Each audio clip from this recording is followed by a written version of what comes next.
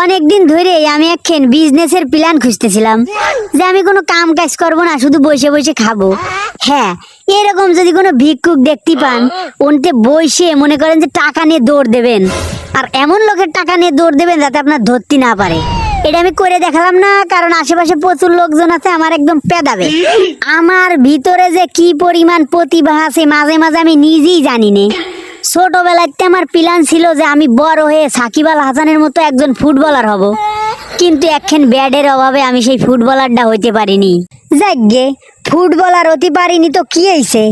আরে মাঠে কামলা দেওয়ার লোকের অভাব পড়ে যেত না আমি যদি ফুটবলার হইতাম।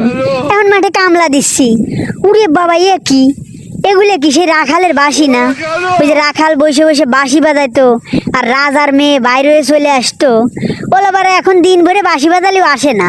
যখন মেসেঞ্জার হোয়াটসঅ্যাপ এই জায়গায় নক দেবেন সেই সময় বাইরেবে।